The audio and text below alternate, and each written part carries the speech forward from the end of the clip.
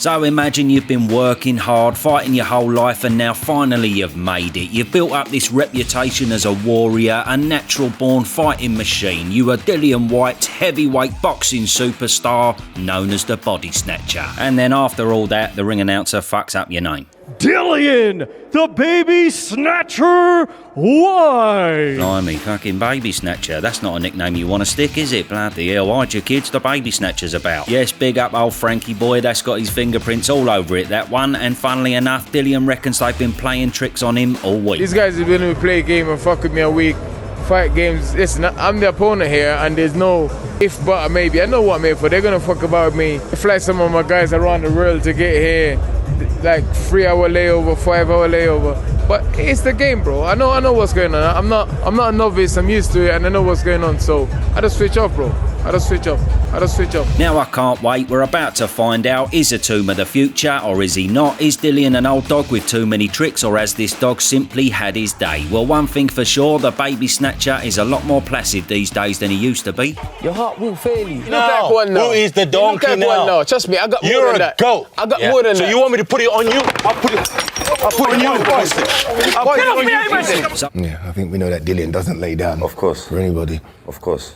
Was there any hesitation at all on your part when the name got brought up to you? This one came up. I ain't got much to say, but you guys been making your decisions. You guys been saying this gonna happen, that's gonna happen, this. So you guys decide, bro. I ain't got much to say, bro. I'm just a little old man like you that say. I'm an old wolf. That's it. Well, it probably won't matter, but I've got to be honest, I wanted to see the roadman come out of Dillian. I wanted him to put it on young Moses, kind of like he tried to do with AJ, but maybe more so like what Dave Allen did to Johnny Fisher a few months back, generally saying, you're out of your depth here, son, this is my town and I am the sheriff. But no, instead we got a carbon copy of the Fury build-up, which as we know definitely didn't end up going his way. And interestingly, we've got another experienced veteran versus the upcoming novice on this card in the shape of Philip Hergovic against David Adeleye. And let's just remind ourselves of Big D's controversial knockout win last time out to claim the British title.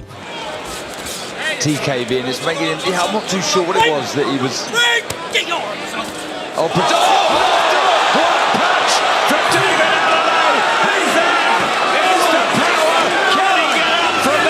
Yes, there we go, cheeky bastard. I mean, not all his fault because the ref was a complete fucking twonk, but either way, a win is ultimately a win. And on paper, he won. On screen, however, he was a bit fucking pony that night. TKV is a decent fighter, don't get me wrong, but Adeleye didn't really have any answers for his jab. He couldn't get into range, and all in all, he was looking a bit lost not being able to unload the big right hand. In fact, it took for TKV to be about 4 inches away from him to be able to finally fucking land it. Now though, he comes up against a world level fighter in Hergovic, who is a good few levels above TKV, so in a nutshell, based on that performance, the odds are quite stacked against him, and especially with old Phil riding high from the Joe Joyce win. The right hand's coming, was it? Don't get me wrong, you got caught with an awful lot, but there's another right hand gone in there. He's shifted the few already now. 13. But now Philip Hergovic firing off these right hands. Big left hand from Hergovic, and again it's class at times. And Joe Joyce is just eating these up. And Hergovic suddenly thinks he's got to go the distance. From Hergovic, this is where Joyce went down against Chisora, and Philip Hergovic is putting good punches together.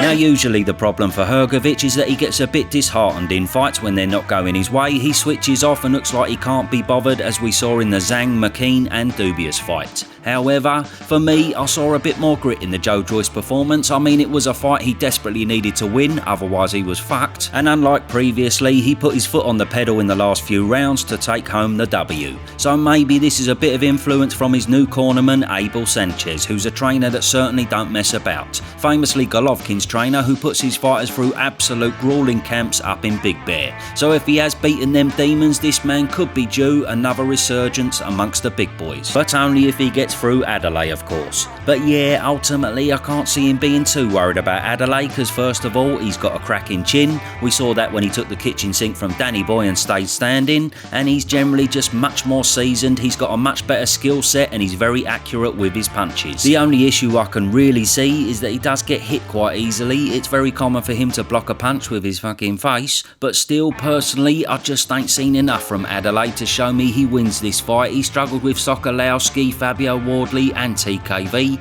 so the signs are there for him to get comprehensively outskilled because Hergy is just too experienced at this point. But having said all that, big up Adeleye for taking this fight. He won't roll over and he is great fun to watch in and out the ring, so bring it on. Then we got Raymond Ford versus Abraham Nova, who's apparently just been fucking tangoed. Bloody hell, look at the beard on the boy. Shame it ain't Kakachi, but what can you do? Anyway, it should be a relatively simple night for Ford, that one. And then we have Nick Ball versus Sam Goodman. Yes, big up the Wrecking Ball. It may be a big statement, but Nick may be one of the most exciting fighters on the planet today. The man is guaranteed to have you on the edge of your seat. Not to discount Sam Goodman at all, but Sam's issue is that he don't hit the hardest, and up against Ball that is a serious problem.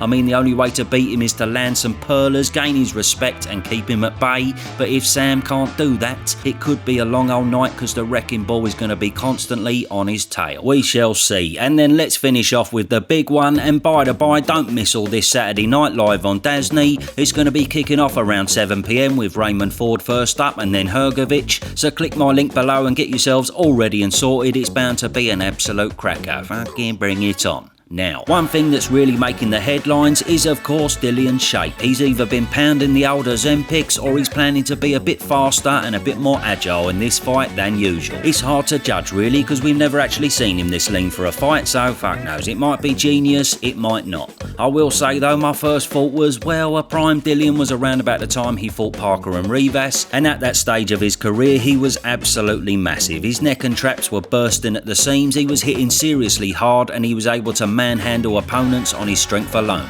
So yeah, I just would have thought that would have been ideal here as well, especially against a young kid who hasn't even fulfilled his man strength yet. But then again, what do I know? Either way, it does mean he's taking this fight seriously, which is good to see. However, the big question is, will it be enough? Well, personally, I just can't really see it myself. I'm struggling to see any shade of the Dillian from around 2018 when he was in his pomp. He just looks quite ungainly now, a bit slower and ultimately not as ferocious as he once was. Also though, it wouldn't be right to not mention that he did fail a drug test around that time, so naturally that does leave a lot of questions. It breaks my heart to say that because he was pretty much my favourite fighter at one point. Simply because the man has always had balls of steel, he really will fight anyone, which you don't see enough of in boxing. But on top of that, inactivity has been a massive problem for him, especially inactivity against the top 15s. I mean, I don't see how Tete and Hammer prepares you for a fight like this, do you know what I mean? He might as well have prepared fighting fucking me. It's no disrespect to them, it's just that these two are a world apart from the speed, timing and agility of Itauma. Having said all that though, I'm under no illusions that Dillian's going to put on a better show this time round than them two performances. And I think he's generally a bit too savvy and has too much experience to get blasted away in a couple of rounds. But as we do get a few rounds in, maybe towards the mid stages of the fight, I'm thinking by that time Itauma may have just found the gaps and weaknesses that he knows he can expose. Now here's the brilliant Dan Morley, a man who's been there and done it, to give you a much better breakdown than me. So going into this one, Dillian White is obviously the more experienced. He is being drastically overlooked, to be honest with you, considering who he's been in the ring with and some of the names he's beaten in his career. That being said, at 37, he is seemingly coming towards the end against Itauma, who is completely on the up. Now, White isn't going to be able to outbox or outspeed Itauma. Itauma has the better ring IQ. He's technically sounder, a lot faster and much more explosive at this stage in his career. So Dillian's going to have to do what you call old man Itauma, but it's tricky because in order to old man him, you have to get up close. So what White will have to do is feint his way in, try and smother Itauma's work. Don't give him that distance to throw those shots, and be careful of those shots up close. His nickname, although Thomas Triver did confuse it this week, is the body snatcher. So work the body, bend your legs and get low, but be careful of those uppercuts. Those are the shots that he's shown vulnerability to before. But put your weight against Itauma, get him against the ropes with your feints, and not too over-eager but forward pressure. There have been moments in many of Dillian White's fights in the past, like the Joseph Parker fight, when he gets up close, he uses his forearms to create space, whacks those shots into the body. That's how you're going to beat Itauma. There's no way you're going to beat him at distance. However, that does get tricky because Itauma sets you up. He is constantly feinting. Similarly to Alexander Usyk in the video I made recently, those feints set you up for the shots, but also make you over-eager and fall short for the counter. So as Dillian is walking in, he has to be careful not to bite on those feints that Itauma is setting up. The thing that makes Itauma that much more dangerous is that he's so comfortable, not just on the front foot when he scores the knockouts, but more impressively the back foot. The fact that he's able to still knock you out with a well-timed counter shot as he's going backwards is frighteningly good. So if you are Itauma, keep your feints constant, keep Dillian at bay with your jab, and make sure you hit him hard when he's coming in. Another benefit for Itauma is the fact that his feet are so good as well. He creates these excellent angles at a really fast rate for a heavyweight. So create those angles, keep Dillian White guessing, use those feints, especially the one that he sets the left hand up with. If Dillian White is going to try and old man you and rough you up, step off to the side, don't back up in straight lines. And as those feints keep triggering him, just wait for the perfectly timed shot. Potentially an uppercut, potentially a right hook as he comes in, or that left hand. He's dangerous with all of those punches. Ultimately, I feel like Whyte is dangerous. I feel like he's being underestimated. And if he can rough Itauma up, this will be a good fight. I don't expect this to be a blowout by any stretch of the imagination, but I do think in the mid-rounds, Itauma will just keep those feints throwing and perfectly time that shot. And Whyte across his career has shown vulnerability to those one-shot knockouts.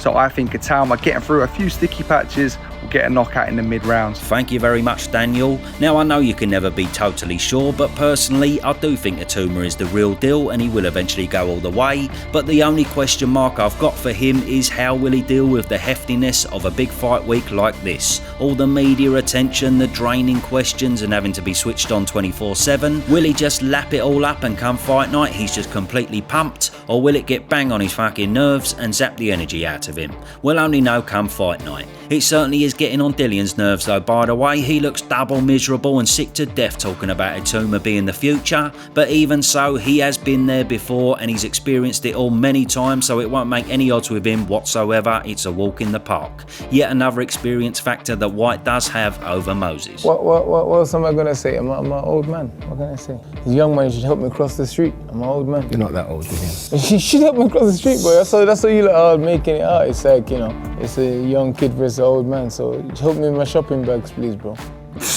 So there we go. Ultimately, Saturday night will explain all. Get yourself sorted with my link below, and I hope you all enjoy it, chaps. Adios for now.